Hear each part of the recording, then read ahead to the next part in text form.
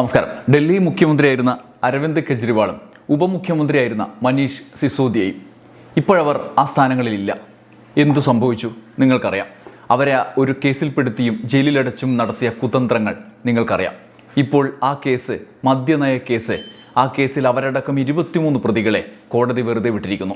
വെറുതെ വിട്ടെന്ന് മാത്രമല്ല, അന്വേഷിച്ച CBIയെയും അതിന് പിന്നിൽ നാടകം കളിപ്പിച്ച നേതാക്കളെയും പ്രതിക്കൂട്ടിലാക്കിക്കൊണ്ട് വിധിയുടെ വിശദാംശങ്ങളും പുറത്തു വന്നിരിക്കുന്നു. എന്താണ് നടന്നത്? ഈ വീഡിയോയിൽ നമ്മൾ അതാണ് നോക്കുന്നത്. ഒരു സംസ്ഥാന മുഖ്യമന്ത്രിയെ കള്ളനെ പോലെ അറസ്റ്റ് ചെയ്തു കൊണ്ടുപോവുക, ആ മന്ത്രിസഭയിലെ ഉപമുഖ്യമന്ത്രി അടക്കം ഒരു പാർട്ടിയെ തന്നെ ഇല്ലാതാക്കാനുള്ള നീക്കത്തോടെ നേതാക്കളെ വ്യാജമായി കേസുണ്ടാക്കി അതിൽപ്പെടുത്തി ജയിലിലിടുക, അങ്ങനെ ആ സംസ്ഥാന ഭരണം പിടിക്കാൻ കുതന്ത്രം മെനഞ്ഞ് നടപ്പാക്കുക. ഡൽഹിയിൽ കഴിഞ്ഞ വർഷം അരങ്ങേറിയ മാസങ്ങളോളം നീണ്ട അന്വേഷണ നാടകം, ആ നാടകത്തിന് പിന്നിൽ പ്രധാനമന്ത്രി നരേന്ദ്രമോദിയും അമിത്ഷായും നയിക്കുന്ന കേന്ദ്ര സർക്കാർ, അവരുടെ അന്വേഷണ ഏജൻസി CBI. ഒടുക്കം ആ സംസ്ഥാന മുഖ്യമന്ത്രി അരവിന്ദ് കെജ്രിവാൾ 156 ദിവസം ജയിലിലായി. അതേ മന്ത്രിസഭയിലെ രണ്ടാമൻ ഉപമുഖ്യമന്ത്രി മനീഷ് സിസോദിയ 530 ദിവസം ജയിലിൽ അടക്കപ്പെട്ടു. BJPയോ നേടേണ്ടത് നേടി. അവരെ അഴിമതിക്കാരായി ചിത്രീകരിച്ച് ജയിലിലടച്ച് സംസ്ഥാനത്ത് തെരഞ്ഞെടുപ്പ് നടത്തി. സംസ്ഥാന ഭരണം അങ്ങനെ പിടിച്ചെടുത്തു. ഒടുക്കം മാസങ്ങൾക്കൊടുക്കം CBI കോടതി വിധി വന്നിരിക്കുന്നതാണ് ഇന്നത്തെ അവസ്ഥ. മുൻ മുഖ്യമന്ത്രിയും ഉപമുഖ്യമന്ത്രിയും കുറ്റവിമുക്തരാണ് എന്ന വിധി. ഡൽഹി മദ്യനയ കേസിൽ ഇപ്പോൾ പുറത്തു വന്ന വിധി മോദിയും ഷാജിയും രാജ്യത്ത് അന്വേഷണ ഏജൻസികളെ മുൻനിർത്തി പ്രതിപക്ഷ പാർട്ടികൾക്കെതിരെ നടത്തുന്ന ഗൂഢാലോചനകളുടെയും പലവിധ നീക്കങ്ങളുടെയും അന്തർനാടകങ്ങളിലേക്ക് വിരൽ ചൂണ്ടുകയാണ്. ഡൽഹി റൌസ് അവന്യൂ കോടതി മദ്യനയ കേസ് തന്നെ ഗൂഢാലോചനയാണ് എന്ന് പറയാതെ പറഞ്ഞിരിക്കുകയാണ്. മാത്രമല്ല, അന്വേഷണം നടത്തിയ CBIക്കെതിരെ രൂക്ഷമായ വിമർശനങ്ങൾ കോടതി ഉന്നയിച്ചു. മദ്യനയവുമായി ബന്ധപ്പെട്ട് ഗൂഢാലോചന നടത്തിയതിനോ കുറ്റം ചെയ്തതിനോ പ്രാഥമികമായി പോലും തെളിവില്ലാത്ത സംഭവം. ഈ സാഹചര്യത്തിൽ പ്രതികൾക്കെതിരെ വിചാരണ തുടങ്ങും മുമ്പ് തന്നെ തെളിവുകളുടെ അഭാവത്തിൽ എല്ലാവരെയും വിട്ടയക്കുകയാണ് എന്ന അസാധാരണമായ സുപ്രധാനമായ ഉത്തരവ് കോടതി പുറപ്പെടുവിച്ചു. CBI സമർപ്പിച്ച 1000 പേജോളം വരുന്ന കുറ്റപത്രം പിഴവുകളുടെ ഒരു കൂമ്പാരമാണ്. പ്രതികൾക്കെതിരെ സാക്ഷിമൊഴികൾ പോലും ഇല്ലാത്ത കുറ്റപത്രം.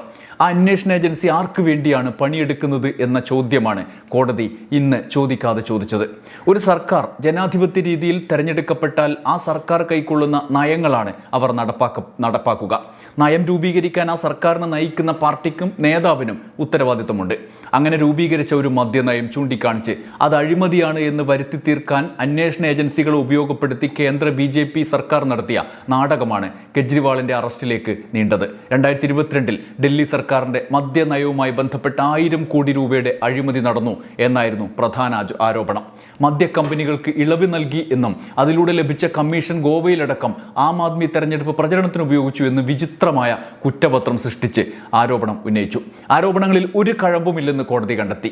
ഡൽഹി തെരഞ്ഞെടുപ്പ് കാലത്ത് കെജ്രിവാളിനെ ജയിലിലടക്കുക എന്ന ലക്ഷ്യത്തോടെയാണ് മദ്യനയ കേസ് ഉണ്ടാക്കിയത് എന്ന് അന്നേ ആരോപണം ഉണ്ടായിരുന്നു. നമ്മളത് സംബന്ധിച്ച് ഒന്നിലധികം വീഡിയോകൾ ന്യൂസ് തന്നെ ചെയ്തത് ചിലരെങ്കിലും ഓർക്കുന്നുണ്ടാകും. അതേപോലെ സംഭവിച്ചു. പ്രചരണകാലത്ത് കെജ്രിവാളിനെയും സിസോദിയെയും ജയിലിലടക്കുക എന്ന ലക്ഷ്യത്തോടെ സമയാസമയം CBI വന്നിറങ്ങി. പിന്നെ നടന്നതൊക്കെ രാജ്യമാകെ കണ്ടതാണ്. ഒരു സർക്കാർ സ്വീകരിച്ച നയത്തിൻ്റെ പേരിൽ നടത്തിയ ഗൂഢനീക്കങ്ങൾ എളുപ്പം മനസ്സിലാക്കാൻ നമുക്ക് ഒരു ഉദാഹരണം പറയാൻ പറ്റും. ഇപ്പോൾ നിർമ്മല സീതാരാമൻ ഒരു കേന്ദ്ര ബജറ്റ് അവതരിപ്പിച്ചിരിക്കുകയാണല്ലോ. അവരുടെ ഗതാഗത നയം അനുസരിച്ച്, കേന്ദ്രത്തിൻ്റെ ഗതാഗത നയം അനുസരിച്ച് ഒരു സംസ്ഥാനത്തിന് മെട്രോ അനുവദിക്കുന്നു. അത് ഏതെങ്കിലും ഒരു വൻകിട കമ്പനിയോട് കോഴ വാങ്ങി അവിടെ അവർക്ക് സൗകര്യമൊരുക്കാൻ വേണ്ടി നൽകിയതാണ് എന്ന്, അവർക്ക് വേണ്ടിയാണ് അത് പ്രഖ്യാപിച്ചത് എന്ന് പറഞ്ഞ് 1000 കോടിയുടെ ഒരു അഴിമതി ആരോപിച്ചാൽ എന്തായിരിക്കും സ്ഥിതി? അത് കേന്ദ്ര സർക്കാരിൻ്റെ നയമാണ്. ആ ഗതാഗത നയത്തിൻ്റെ ഭാഗമായിട്ടാണ് അവിടെ തന്നെ അത് അനുവദിക്കുന്നത്. അമ്മാതിരി പരിപാടിയാണ്. അതിന്മേൽ കേസെടുത്ത് ജയിലിലടച്ചാൽ എന്തായിരിക്കും സ്ഥിതി? ആ ഗതാഗത നയം പോലെ IT നയവും തൊഴിൽ നയവും മദ്യനയവും ഒക്കെ തിരഞ്ഞെടുക്കപ്പെട്ട സർക്കാരുകളുടെ മുന്നോട്ട് പോക്കിന് അവരവർ രൂപീകരിച്ച് നടപ്പാക്കുന്നതാണ്. അതിൽ വിയോജിപ്പുകൾ ഉണ്ടാവും. പക്ഷേ ആ നയത്തെ ഏതെങ്കിലും ഇടത്ത് കൊണ്ട് കുരുക്കി അധികാരം ഉപയോഗിച്ച് അവരെ വകവരുത്താൻ ഉപയോഗിക്കുന്ന അസാധാരണ കാഴ്ചയാണ് മദ്യനയവും കെജ്രിവാളിലേക്ക് നീണ്ട അന്വേഷണത്തിൻ്റെ കാര്യത്തിലും കണ്ടെത്തിയത്. കെജ്രിവാൾ നേരിട്ട് പണം വാങ്ങിയെന്നും സിസോദിയ ഇടനിലക്കാരനായി എന്നുമായിരുന്നു BJP പ്രചരിപ്പിച്ചത്. ഒടുവിൽ തെരഞ്ഞെടുപ്പിൽ BJP നേടി. വ്യാജ പ്രചരണങ്ങളിലൂടെ ഒരിക്കൽ കൂടി സംഘപരിവാർ ഭരണം പിടിക്കുന്ന കാഴ്ച ഡൽഹിയിൽ നമ്മൾ കണ്ടു. എന്നാൽ കാലം ഒരിക്കൽ സത്യം തെളിയിക്കുമെന്ന പ്രതീക്ഷയെ ശരിവെക്കും വിധത്തിൽ കോടതി വിധി എത്തി. ഇപ്പോഴീ വിധി വരുമ്പോൾ ഇനി വരാനിരിക്കുന്ന സംസ്ഥാനങ്ങളിലേക്കുള്ള ഗൂഢ പദ്ധതികളുടെ ആസൂത്രണത്തിലായിരിക്കാം തലതൊട്ടപ്പന്മാർ. മദ്യനയ കേസിലെ വിധി രാജ്യത്തിൻ്റെ കണ്ണു തുറപ്പിക്കേണ്ടതാണ്. കുറ്റപത്രത്തിൽ ഉന്നയിച്ച ആരോപണങ്ങളൊന്നും CBIക്ക് തെളിയിക്കാൻ കഴിഞ്ഞില്ല. പ്രഥമ ദൃഷ്ട്യാ പോലും തെളിവില്ലാത്ത ഒരു കാര്യത്തിൽ പ്രമുഖരായ നേതാക്കളെ, രാജ്യം ആദരിക്കുന്ന ബഹുമാനിക്കുന്ന നേതാക്കളെ വലിച്ചിഴച്ചത് എന്തിനാണ് എന്ന് കോടതി ചോദിച്ചു. കേസ് അന്വേഷിച്ച ഉദ്യോഗസ്ഥർക്കെതിരെ വകുപ്പ് തല അന്വേഷണം നടത്തണമെന്ന് ഉത്തരവിട്ടു. ആയിരക്കണക്കിന് പേജുള്ള കുറ്റപത്രത്തിൽ ആരോപണങ്ങൾ തെളിയിക്കാനുള്ള ഒരൊറ്റ സാക്ഷിമൊഴി പോലുമില്ല എന്ന് കോടതി പറഞ്ഞു. അറസ്റ്റിലായ കെജ്രിവാൾ 2 തവണയായി 156 ദിവസവും സിസോദിയ 530 ദിവസവും ജയിലിൽ കിടക്കേണ്ടി വന്നു. കെജ്രിവാളും സിസോദിയും അടക്കം 23 പേരെയാണ് കോടതി വെറുതെ വിട്ടത്. വെറുതെ വിട്ടവരിൽ തെലങ്കാന മുൻ മുഖ്യമന്ത്രിയുടെ മകൾ കെ കവിതയും ഉണ്ട്. ഈ കവിതയുടെ സാന്നിധ്യം ഉണ്ടായി എന്നും പറഞ്ഞുകൊണ്ടാണ് കേരളത്തിലെ എക്സൈസ് മന്ത്രിയായിരുന്ന MP രാജേഷിനെതിരെ ഇവിടെ പ്രതിപക്ഷ നേതാവ് VD സതീശൻ ആരോപണം ഉന്നയിച്ചത്. മദ്യനയക്കേസിൽ രാജേഷും പെടും എന്ന് അദ്ദേഹം നിരന്തരം ആവർത്തിച്ച് നരേറ്റീവ് സൃഷ്ടിക്കാൻ ആരോപണം മുന്നോട്ട് വെച്ചു. മനോരമയുടെ ഒരു വ്യാജ വാർത്തയുടെ അടിസ്ഥാനത്തിൽ ഉന്നയിക്കപ്പെട്ട ആരോപണം വാർത്ത വ്യാജമാണ് എന്ന് തെളിഞ്ഞിട്ടും VD സതീശൻ സമീപകാലത്ത് പോലും ആവർത്തിച്ചുകൊണ്ടിരുന്നു. ഈ സാഹചര്യത്തിൽ തെരഞ്ഞെടുപ്പ് വിജയിക്കാൻ കേന്ദ്ര അന്വേഷണ ഏജൻസികളെയും അതത് സംസ്ഥാനത്തെ പ്രതിപക്ഷത്തെയും ഉപയോഗിച്ച് പ്രതിപക്ഷ പാർട്ടികൾ ഭരിക്കുന്ന സംസ്ഥാനങ്ങളിലെ നേതാക്കൾക്കെതിരെ നടത്തുന്ന നീക്കങ്ങളുടെ ഗൂഢാലോചനകളിലേക്ക് വിരൽ ചൂണ്ടുന്നതാണ് സമഗ്ര നിലയിൽ പരിശോധിച്ചാൽ ഈ വിധി. കേരളത്തിൽ ബിരിയാണി ചെമ്പും ഈന്തപ്പഴക്കുരുവും ഖുറാനും തുടങ്ങി കേന്ദ്ര അന്വേഷണ ഏജൻസികൾ കാലാകാലം വന്നിറങ്ങി അടിച്ചിറക്കിയ കഥകളൊക്കെ പിന്നാമ്പുറത്തേക്ക്, ആ കഥകളുടെ ഒക്കെ പിന്നാമ്പുറത്തേക്ക് വെളിച്ചം വീശുന്നുണ്ട് മദ്യനയക്കേസ് വിധി.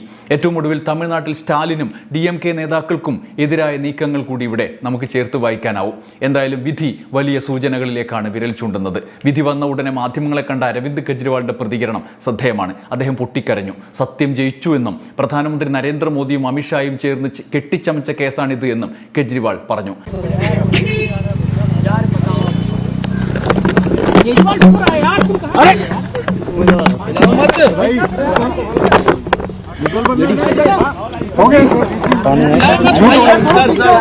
संभालिए सर, अपने आप संभालिए, हिम्मत सर, पीछे लाओ मत भाई, पानी दो, पानी। केजरीवाल भ्रष्ट नहीं है।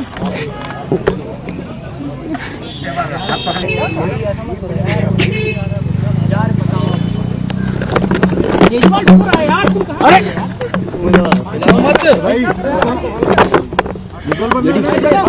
हो गए सर,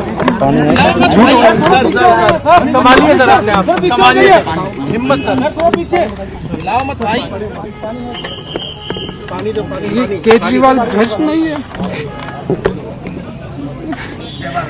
കെജ്രിവാൾ ഇനി പുതിയ യുദ്ധം ആരംഭിക്കുകയാണ് എന്ന് വ്യക്തമാക്കിക്കൊണ്ട് പറഞ്ഞത് ഇങ്ങനെയാണ്: സ്വതന്ത്ര ഇന്ത്യയിലെ ഏറ്റവും വലിയ രാഷ്ട്രീയ ഗൂഢാലോചനയ്ക്ക് പിന്നിൽ പ്രവർത്തിച്ചത് മോദിയും അമിത്ഷായുമാണ്. ആം ആദ്മി പാർട്ടിയെ ഇല്ലാതാക്കാനുള്ള BJPയുടെ നീക്കമായിരുന്നു അത്. സത്യം എപ്പോഴും വിജയിക്കും. ഞാൻ അഴിമതിക്കാരനല്ല. കെജ്രിവാളും സിസോദിയയും സത്യസന്ധരാണ് എന്ന് കോടതി പറഞ്ഞു. ഞങ്ങൾക്കെതിരെയുള്ള എല്ലാ കുറ്റങ്ങളും ഒഴിവാക്കി. ഇന്ത്യൻ നീതിന്യായ വ്യവസ്ഥയിൽ ഞങ്ങൾക്ക് പൂർണ്ണ വിശ്വാസമുണ്ട്. മുഖ്യമന്ത്രിയെ വീട്ടിൽ നിന്ന് പിടിച്ചുകൊണ്ടുപോയി ജയിലിലിടുകയായിരുന്നു. എൻ്റെ ജീവിതത്തിൽ സത്യസന്ധത മാത്രമേ ഞാൻ ഉണ്ടാക്കി നിലനിർത്തി മുന്നോട്ട് കൊണ്ടുപോകാറുള്ളൂ എന്നാണ് കെജ്രിവാൾ പറഞ്ഞത്. സിസോദിയ പറഞ്ഞത് ഇങ്ങനെയാണ്: സത്യമേവ ജയതേ എന്നായിരുന്നു കുറ്റവിമുക്തനാക്കപ്പെട്ട ശേഷമുള്ള സിസോദിയയുടെ ആദ്യത്തെ വാചകം. ബാബാ സാഹിബ് അംബേദ്കറുടെ ദീർഘവീക്ഷണമുള്ള ചിന്തയിലും അദ്ദേഹം തയ്യാറാക്കിയ ഭരണഘടനയിലും എനിക്കിന്ന് ഒരിക്കൽ കൂടി അഭിമാനം തോന്നുന്നു. ഞങ്ങൾ സത്യസന്ധരല്ല എന്ന് മോദിജിയുടെ പാർട്ടി ലോകം മുഴുവൻ പ്രചരിപ്പിച്ചു. എല്ലാ അന്വേഷണ ഏജൻസികളും അത് തെളിയിക്കാൻ ശ്രമിച്ചു. പക്ഷേ കെജ്രിവാളും സിസോദിയയും സത്യസന്ധരാണ് എന്ന് ഇന്ന് കോടതിയിൽ തെളിയിക്കപ്പെട്ടു എന്ന് സിസോദിയ പറഞ്ഞു. രാഷ്ട്രീയ അശ്വമേധത്തിന് നമ്മുടെ മാധ്യമങ്ങൾ ചാണക്യതന്ത്ര എന്ന് ഓമന പേരിട്ട് വിളിക്കുന്ന കുതന്ത്രമാണ് ഇവിടെ വെളിവാക്കപ്പെട്ടത്. അമിത്ഷാ ചാണക്യതന്ത്രം, ചാണക്യബുദ്ധി എന്നെല്ലാം പറഞ്ഞ തലവാചകങ്ങൾ ഒന്നരാടം വെച്ച് പത്രങ്ങളിൽ അടിച്ചു വന്നതൊക്കെ നിങ്ങൾ ഓർമ്മയിലുണ്ടാവും. ഡൽഹി തെരഞ്ഞെടുപ്പ് കാലത്ത് നമ്മുടെ മലയാളം ചാനലുകളടക്കം മദ്യനയക്കേസിലൂടെ BJP നടപ്പാക്കിയ ചാണക്യതന്ത്രം വാഴ്ത്തിപ്പാടിയതിൻ്റെ ശബ്ദം ഇന്നും യൂട്യൂബിൽ ഉറക്കം മുഴങ്ങുന്നുണ്ടാവും. ഇപ്പോൾ വിധി വരുമ്പോൾ ഒന്നും സംഭവിക്കാത്ത പോലെ രാജ്യത്തെ മാധ്യമങ്ങൾ അടുത്ത വിഷയത്തിലേക്ക് കടന്നു പോകും. മലയാളത്തിലും അങ്ങനെയൊക്കെ തന്നെ. സംഘപരിവാറിനുള്ള കൊടക്കമ്പി നന്നാക്കാൻ പോവുകയായിരിക്കും അവർ. ഇനിയും അവർ വരും. ബംഗാളിലേക്കോ തമിഴ്നാട്ടിലേക്കോ കേരളത്തിലേക്കോ എന്ന് മാത്രം അറിഞ്ഞാൽ മതി. കാത്തിരുന്ന് കാണാം. നന്ദി, നമസ്കാരം.